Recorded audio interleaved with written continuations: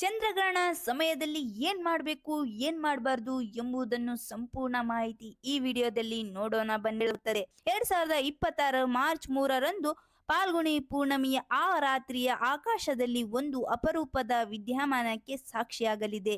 ಅದು ಭೂಮಿಯ ನೆರಳು ಚಂದ್ರನನ್ನು ಆವರಿಸುವ ವರ್ಷದ ಮೊದಲ ಚಂದ್ರಗ್ರಹಣ ಸಂಭವಿಸಲಿದೆ. ಆದರೆ ಭಾರತೀಯ ಸಂಸ್ಕೃತಿಯಲ್ಲಿ ಇದು ಕೇವಲ ಒಂದು ಖಗೋಳ ಘಟನೆಯಲ್ಲ, ಇದು ಪ್ರಕೃತಿ ಮತ್ತು ಮನುಷ್ಯನ ನಡುವಿನ ಶಕ್ತಿಯ ಸಮತೋಲನವನ್ನು ಪರೀಕ್ಷಿಸುವ ಆಧ್ಯಾತ್ಮಿಕ ಸಮಯ. ಪೌರಾಣಿಕ ಕಥೆಗಳ ಪ್ರಕಾರ ರಾಹು ಮತ್ತು ಕೇತುಗಳು ಚಂದ್ರನನ್ನು ಬಾಧಿಸುವ ಈ ಕಾಲದಲ್ಲಿ ವಾತಾವರಣದಲ್ಲಿ ನಕಾರಾತ್ಮಕ ಶಕ್ತಿಗಳು ಹೆಚ್ಚಾಗುತ್ತವೆ.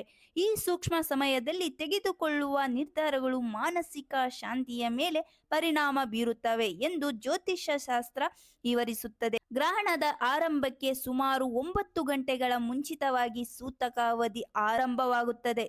ಇದು ಸಮಯ ಮತ್ತು ಅಂತರಂಗದ ಶುದ್ಧಿಯ ಸಮಯ. ಈ ಅವಧಿಯಲ್ಲಿ ದೇವಾಲಯಗಳು ಬಾಗಿಲುಗಳು ಮುಚ್ಚಲು ಪಡುತ್ತವೆ, ಮಂಗಳ ಕಾರ್ಯಗಳು ಸ್ಥಗಿತಗೊಳ್ಳುತ್ತವೆ. ವಿಶೇಷವಾಗಿ ಈ ಸಮಯದಲ್ಲಿ ಪ್ರಯಾಣ ಮಾಡಬೇಕೇ ಎಂಬ ಪ್ರಶ್ನೆ ಅನೇಕರನ್ನು ಕಾಡುತ್ತದೆ. ಶಾಸ್ತ್ರಗಳ ಪ್ರಕಾರ ಗ್ರಹಣ ಕಾಲದಲ್ಲಿ ಕೈಗೊಳ್ಳುವ ಪ್ರಯಾಣ ಅಡೆತಡೆಯಿಂದ ಕೂಡಿರಬಹುದು ಅಥವಾ ಮನಸ್ಸಿನಲ್ಲಿ ಆತಂಕವನ್ನು ಉಂಟು ಮಾಡಬಹುದು.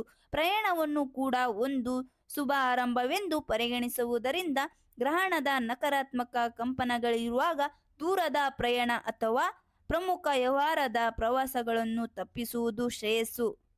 ಒಂದು ವೇಳೆ ಪ್ರಯಾಣ ಅನಿವಾರ್ಯವಾದರೆ ಏನ್ ಮಾಡಬೇಕು ಎಂಬ ಪ್ರಶ್ನೆಗೆ ಉತ್ತರ ಇಲ್ಲಿದೆ ನೋಡಿ. ಅಂತಹ ಸಂದರ್ಭಗಳಲ್ಲಿ ಧರ್ಮ ಗ್ರಂಥಗಳು ಭಕ್ತಿಯ ಮಾರ್ಗವನ್ನು ಸೂಚಿಸುತ್ತವೆ. ಮನೆಯಿಂದ ಹೊರಡುವ ಮುನ್ನ ಇಷ್ಟ ದೈವವನ್ನು ಸ್ಮರಿಸಿ ಮನಸ್ಸಿನಲ್ಲಿ ಧನಾತ್ಮಕ ಆಲೋಚನೆಗಳನ್ನು ಇಟ್ಟುಕೊಳ್ಳಬೇಕು.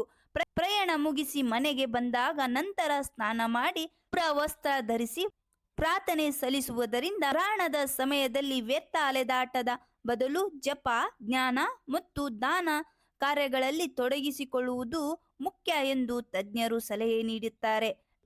ಗರ್ಭಿಣಿ ಮಹಿಳೆಯರೇ, ಗ್ರಹಣದ ರಾತ್ರಿ ಈ ಕೆಲಸ ಮಾಡಲು ಮರೆಯಬೇಡಿ. ಈ ವರ್ಷ ಹೋಳಿ ಹಬ್ಬದಂದೇ ರಕ್ತ ಚಂದ್ರಗ್ರಹಣವೂ ಆಗಲಿದೆ. ಹಬ್ಬದ ಸಂಭ್ರಮದಲ್ಲಿರುವವರು, ಅದರಲ್ಲೂ ಗರ್ಭಿಣಿ ಮಹಿಳೆಯರು ಈ ಕುರಿತು ಎಚ್ಚರಿಕೆಯಿಂದ ಯಾಕೆಂದರೆ ಈ ಸಮಯದಲ್ಲಿ ತೊಂದರೆಗಳು ಉಂಟಾಗುವ ಸಾಧ್ಯತೆ ಇದೆ. ಈ ದಿನ ಚಂದ್ರಗ್ರಹಣ. ಈ ವರ್ಷ ಹೋಳಿ ಹಬ್ಬದಂದು ಚಂದ್ರಗ್ರಹಣ ಕೂಡ ಇದೆ. ಇದು ಖಗೋಳಶಾಸ್ತ್ರೀಯ ಘಟನೆಯಾಗಿದ್ದರೂ ಹಿಂದೂ ಧರ್ಮವು ಇದನ್ನು ಆಧ್ಯಾತ್ಮಿಕವಾಗಿ ಸೂಕ್ಷ್ಮ ಸಮಯವೆಂದು ಪರಿಗಣಿಸುತ್ತದೆ. ಈ ಸಮಯದಲ್ಲಿ ನಕಾರಾತ್ಮಕ ಶಕ್ತಿಯು ಸಕ್ರಿಯಗೊಳ್ಳುತ್ತದೆ ಎನ್ನುವ ನಂಬಿಕೆ ಇದೆ.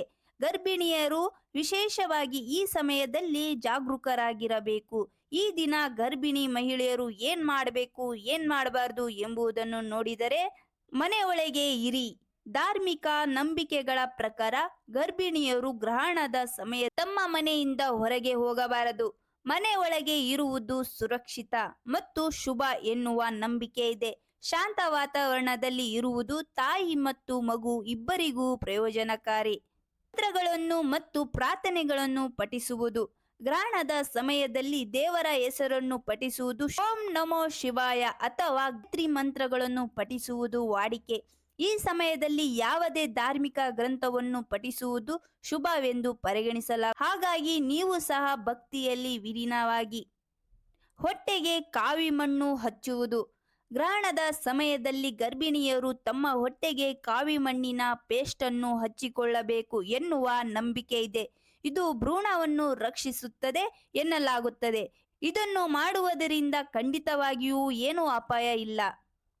ಏನು ಮಾಡಬಾರ್ದು ಎಂಬುದನ್ನು ನೋಡಿದರೆ, ಗ್ರಹಣದ ಸಮಯದಲ್ಲಿ ಚಾಕು, ಕತ್ತರಿ ಅಥವಾ ಸೂಜಿಯಂತಹ ಚೂಪಾದ ವಸ್ತುಗಳನ್ನು ಬಳಸಬಾರದು ಎಂದು ಸಂಪ್ರದಾಯ ಹೇಳುತ್ತದೆ.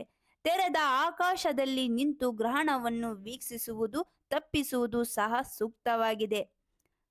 ಆಹಾರಕ್ಕೆ ಸಂಬಂಧಿಸಿದ ನಂಬಿಕೆಗಳನ್ನು ನೋಡಿದರೆ, ಸೂತಕ ಅವಧಿಯಲ್ಲಿ ಅಡುಗೆ ಮಾಡುವುದನ್ನು ಮತ್ತು ಆಹಾರವನ್ನು ಸೇವಿಸುವುದು ಸಂಪ್ರದಾಯವಿದೆ.